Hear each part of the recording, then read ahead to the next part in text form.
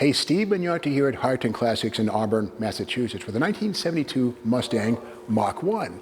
Now, of course, we know the Mustang was Ford's original pony car. In fact, Detroit's original pony car coming out in 1964 and a half and selling like hotcakes. They say that hotcakes are selling like Mustangs. They were very popular. By 1971, when these cars were restyled, this is 72, they'd gotten larger. Management changed at Ford, and a guy named Bunky Knudsen from General Motors made his way to become the CEO of Ford. And with that said, Bunky brought his bigger, wider, more expensive ethos to the Mustang and the rest of the Ford lineup. So the Mustang grew in length, width, and everything really, even 500 to 600 pounds heavier than the 1970 Mustangs that these replaced. And these were built between 1971 and 73, and right at the height of the decline of American muscle cars and performance.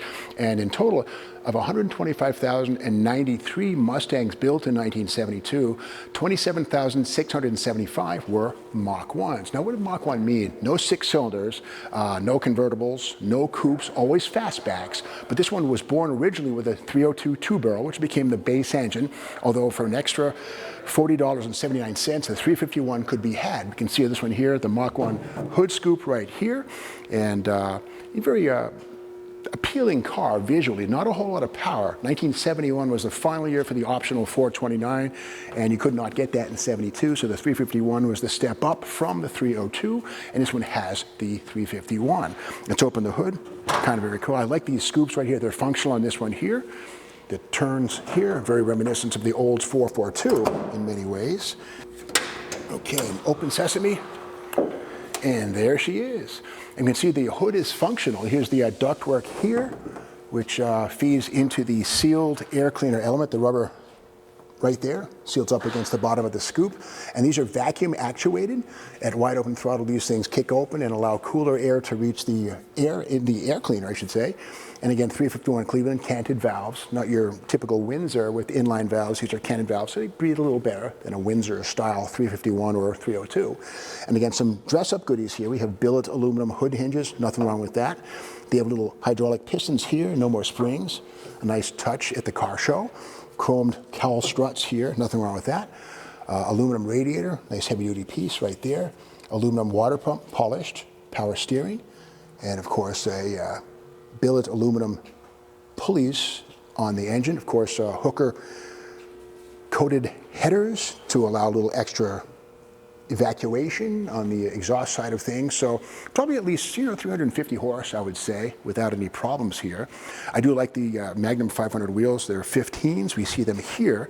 And again, the Mach 1 was a fairly popular car at its time. The thing of it is, the Mach 1 package cost $220 more than the base 351, or sorry, base Mustang Fastback V8, $220 extra for the Mach 1 appearance on the car.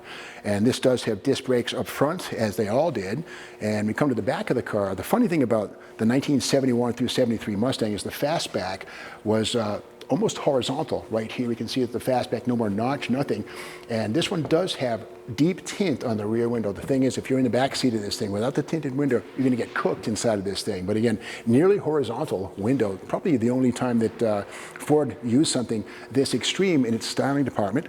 And also new for 1971, 2, 3 were flush door handles, replacing the pull buttons of 1972 and before, or 70 and before.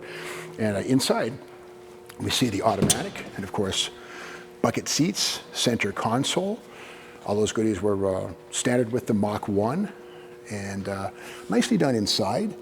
Again, the key starter interlock, the ignition key is on the column right there, and federal mandate after 1970, the key had to be locked in place, the steering wheel locked as well, so anti-theft details built into these things right from the factory.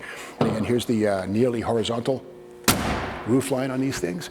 And some upgrades on this one here. We see disc brakes at the back, which replaced the drums, which would have been factory. Nothing wrong with that. 4-wheel discs, that's a good thing. And at the back, of course, the 9-inch Ford rear axle. A good rugged piece. That 351 Cleveland will not hurt it. It'll live a long, happy life in this car. Of course, Mach 1 graphics here at the back and on the side, so the guy in the Z28 will know what he's following. And of course, Mach 1 also came with this honeycomb applique here at the taillight panel. And of course, quick release fuel filler right there, standard stuff on the Mach 1. Dual exhaust, of course, on the Mach 1. We have it here. And inside the trunk, and this, by the way, is this optional spoiler right here. You paid a little extra for the deck spoiler, but it's nice here to add to the Mach 1 vibe of these cars. And inside the trunk, a fairly compact opening, but lots of room for all kinds of groceries and or luggage to take a weekend trip somewhere. And nicely detailed and restored. The floor in the trunk here is really pristine. You can see it's all steel, never been fixed or hurt. Nice there, very much rust-free. Here in the Northeast, a lot of people call Mustangs Rustangs because they tend to rust with exposure to the winter. But again, nicely preserved example right here. And here, right here is a magazine ad. Mustang, it's a personal thing. It's a Mach 1, the silver one, 1972 right here, and all the details that made the Mustang. But look at that nearly horizontal roofline. And again, Bucky and Knudsen's styling touch in play right here, 1972 through 1971, 72, 3. 74, the Mustang 2 arrived.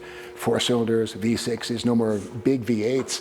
And so the Mustang recipe changed radically. So this was the third generation, I guess you might say, 1971, or 71, 2, and 3.